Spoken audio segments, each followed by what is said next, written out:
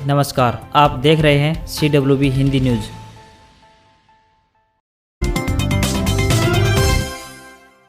मौसम विभाग ने 18 अगस्त तक मौसम परिवर्तनशील और शुष्क रहने की संभावना जताई है। इस दौरान बारिश की संभावना कम ही है, जिससे तापमान में बढ़ोतरी होगी। कृषि विज्ञान केंद्र से मौसम विशेषज्ञ डॉक्टर राजेश कुमार ने बताया कि शुष्क मौसम रहने की संभावना को देखते हुए किसान धान की फसल में जरूरत अनुसार सिंचाई करें। अगर धान के पत्ते ऊपर से पीले और नीचे से हरे दिखाई दे रहे हैं तो जिंक की कमी हो सकती है, जिसके लिए जिंक सल्फेट का पानी में घोल बनाकर स्प्रे करें। कपास की फसल में जहाँ जरूरत है सिंचाई कर सकते हैं। इन दिनों कपास की फसल में उखेड़ा रोग आने की आशंका लगी रहती है। उखेड़ा रोग आने पर किसान कोबाल्ट क्लोराइड नामक दवाई 1 ग्राम 100 लीटर पानी में मिलाकर प्रति एकड़ के हिसाब से छिड़काव करें।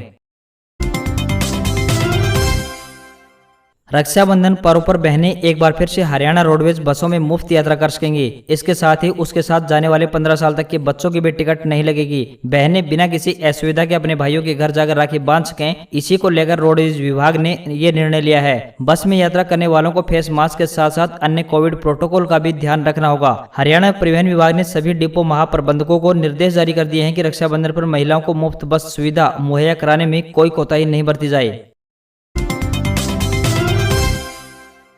राष्ट्रीय पशु रोग नियंत्रण कार्यक्रम के तहत पशुओं में ब्रुसेला रोग का वैक्सीन अभियान की शुरुआत पूरे प्रदेश में होने जा रही है। जागरूकता अभियान का उद्देश्य जिले के पशुपालकों को ब्रुसेला महामारी व उसके बचाव के बारे में जागरूक करना है। इस जागरूकता अभियान के अंतर्गत विभिन्न माध्यमों जैसे कि media, YouTube, Facebook, print media, online पशुपालक गोष्ठी आदि के जरिए पशुपालकों को जागरूक किया जाएगा। पशुपालन एवं डेयरी विभाग के उप निदेशक डॉक्टर नसीब सिंह द्वारा दी गई जानकारी के अनुसार टीकाकरण कार्यक्रम के अंतर्गत गाय भैंसों के 4 से 8 महीने के केवल मादा पशुओं का ब्रुसेला टीकाकरण निःशुल्क किया जाएगा। पूरे प्रदेश में 5 लाख पशुओं का टीकाकरण होगा। वह महेंद्रगढ़ जिले की बात करें तो करीब 24,200 वैक्सीन मिली हैं, जो कि 4 से 8 महीने के केवल मादा पशुओं को लगेंगी।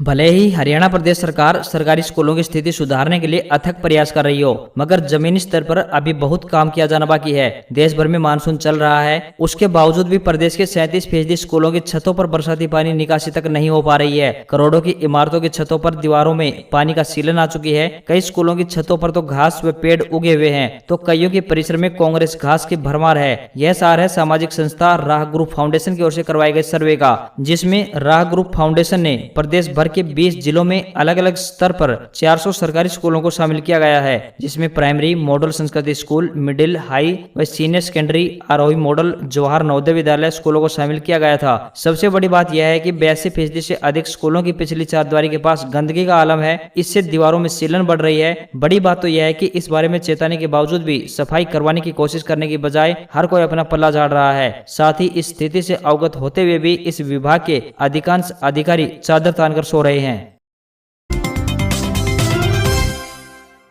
जहां पूरे देश ने आजादी की 75वीं वर्षगांठ मनाई, वहीं सोनीपत कुंडली सिंधु बॉर्डर पर चल रहे किसान आंदोलन में भी किसानों ने आजादी की इस वर्षगांठ को बड़े धूमधाम से मनाई। सबसे उम्रदराज किसान सतनाम सिंह ने ध्वजारोहण कर बॉर्डर पर किसानों के बीच किसान आंदोलन का संदेश दिया। किसान आंदोलन में आज पूर्व सैनिकों ने परेड मार्च की और कहा कि हम किसानों के साथ कंधे से कंधा मिलाकर खड़े हैं और जब तक यह कृषि कानून वापस नहीं होंगे तब तक हम अपने घरों को नहीं लौटेंगे। हरियाणा में 75वां स्वतंत्रता दिवस बड़ी धूमधाम से मनाया गया। प्रदेश भर में कार्यक्रम आयोजित किए गए, जहां मुख्य अतिथि द्वारा झंडा फहराया गया। इसी के तहत राज्य के मुख्यमंत्री मनोहर लाल खट्टर ने फरीदाबाद में तिरंगा फहराया और परेड की सलामी ली। इस अवसर पर उन्होंने रंगारंग कार्यक्रमों का भी आनंद उठाया। कार्यक्रम के अंत में उत्कृष्ट कार्य करने वाली सामाजिक संस्थाओं, पुलिस के जवानों और अति विशिष्ट व्यक्तियों को सम्मानित किया। उन्होंने अपने संबोधन में देश की आजादी के लिए अपनी जान कुर्बान करने वाले वीरों का गुणगान किया। इसी के साथ उन्होंने हरियाणा प्रदेश सरकार की उपलब्धियों को भी गिनाया और साथ ही यह भी कहा कि आज प्रदेश चहुमुखी विकास की ओर बढ़ रहा है। इस मौके पर मुख्यमंत्री ने किसानों को लाभान्वित करने वाली योजनाओं का भी जिक्र किया। हरियाणा के सीएम मनोहर लाल खट्टर के भाई गुलशन खट्टर के निधन पर शोक व्यक्त करने पूर्व सीएम भूपेंद्र सिंह हुड्डा नई दिल्ली पहुंचे। इन्हीं के साथ कांग्रेस के राष्ट्रीय प्रवक्ता रणदीप सिंह सुरजेवाला व केंद्रीय मंत्री भूपेंद्र यादव, केंद्रीय राज्य मंत्री कृष्णपाल गुर्जर के अलावा कई अन्य नेता भी सांत्वना देने पहुंचे। बता दें कि सीएम मनोहर लाल खट्टर के भाई गुलशन खट्टर का निधन बीते शुक्रवार को बीमारी के चलते हो गया था।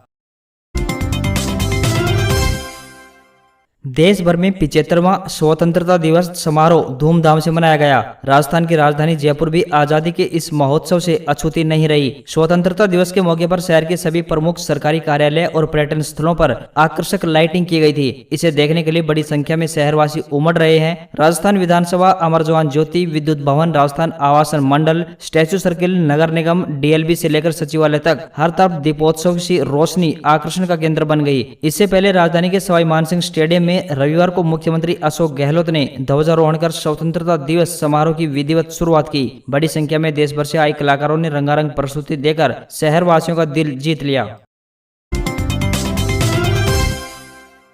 प्रशांत कुमार अग्रवाल होंगे हरियाणा के नए डीजीपी यानी director general of police. Haryana के डीजीपी मनोज यादव के सेवानिवृत्त होने के बाद अब नए डीजीपी का चुनाव कर लिया गया है। सरकार ने वरिष्ठ आईपीएस अधिकारी पीके अग्रवाल को पुलिस महानिदेशक की जिम्मेदारी सौंपने का फैसला किया है। प्रदेश सरकार ने इसको लेकर आदेश जारी कर दिए हैं। इससे पहले केंद्रीय लोक सेवा आयोग ने हरियाणा के पुलिस महानिदेशक पद के लिए 3 सीनियर आईपीएस अधिकारियों के नाम पैनल को मंजूरी प्रदान की थी। इसमें 1988 बैच के सीनियर आईपीएस अधिकारी पीके अग्रवाल, 1989 बैच के आईपीएस मोहम्मद अकील और इसी बैच के आरसी मिश्रा का नाम शामिल था।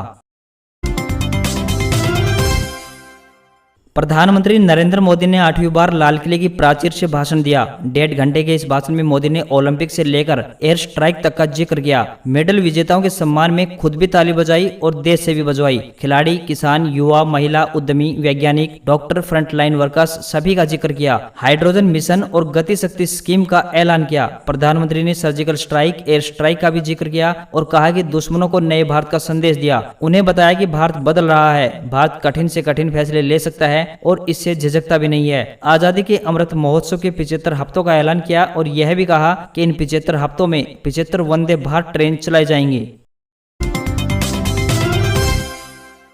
प्रधानमंत्री नरेंद्र मोदी ने 75वें स्वतंत्रता दिवस पर 8वीं बार लाल किले पर झंडा फहराने के बाद देश को संबोधित किया। उन्होंने स्वतंत्रता सेनानी को नमन के साथ अपनी बात शुरू की। इस दौरान उन्होंने पंडित जवाहरलाल नेहरू को भी याद किया। मोदी ने अपने 90 मिनट के भाषण में 2 बड़े ऐलान किए। इनमें युवाओं को रोजगार देने वाली 16 करोड़ रुपए की गति शक्ति योजना और बेटियों के लिए देश के सभी सैनिक स्कूल खोलने के ऐलान शामिल हैं। प्रधानमंत्री ने कहा, आजादी को जन आंदोलन बनाने वाले बापू हों या फिर सब कुछ न्यौछावर करने वाले नेताजी हों, भगत सिंह, आजाद, बिस्मिल और अशफाक उल्लाह खां, झांसी की रानी लक्ष्मीबाई या चित्तौड़ की रानी कन्नम्मा हो, देश के पहले प्रधानमंत्री नेहरू हो, सरदार पटेल हो, दिशा देने वाले अंबेडकर हो, देश हर व्यक्ति और व्यक्तित्व को याद कर रहा है। देश सभी का ऋणी है।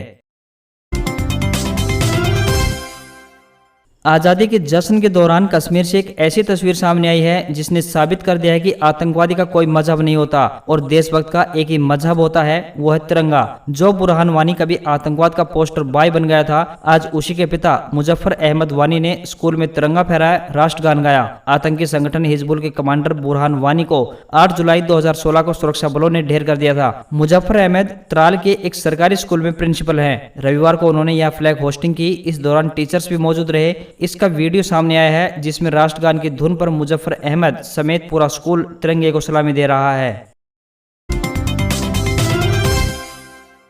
दुनिया की आशंका सच साबित हुई। तालिबान अफगानिस्तान की राजधानी काबुल तक पहुंच गया। अब सत्ता हथियाने के लिए वो अफगान सरकार से मोलभाव कर रहा है। तालिबान 1996 से 2001 तक अफगानिस्तान की सत्ता पर काबिज रह चुका है। तब उनके नेता मीडिया के सामने नहीं आते थे, अगर आते भी थे तो चेहरा ढका होता था। 20 साल बाद हालात बदले हैं। तालिबान के कुछ नेताओं के असली नाम भी सामने आ रहे हैं और वो प्रवक्ताओं के जरिए अपने पैगाम या कहें कि फतवे भी देश और दुनिया तक पहुंचा रहे हैं। माना जा रहा है कि फिलहाल तालिबान की कमान 4 नेताओं के हाथ में है। इनमें से 2 के चेहरे अक्सर दुनिया के सामने आते रहे हैं, लेकिन बाकी 2 नेताओं की झलक अब तक सामने नहीं आई। इन 4 प्रमुख नेताओं की बात करें तो इनमें प्रमुख है हेबतुल्ला अखुंदजादा, सुप्रीम लीडर बताया जा रहा है। वहीं मुल्ला बरादर संस्थापक है, तो वहीं सिराजुद्दीन हक्कानी जो कि हक्कानी नेटवर्क का प्रमुख है, और मुल्ला याकूब जो कि बेहद खूंखार है। तालिबान के फाउंडर मेंबर मुल्ला उमर का बेटा है। इसके भी पाकिस्तानी सेना और खुफिया एजेंसी से करीबी रिश्ते बताए जा रहे हैं। आपको बता दें कि अफगानिस्तान में तालिबान सरकार बनाने के करीब है। राष्ट्रपति और उपराष्ट्रपति ने देश छोड़ दिया है। ऐसे में अफगानिस्तान में तनाव का माहौल है।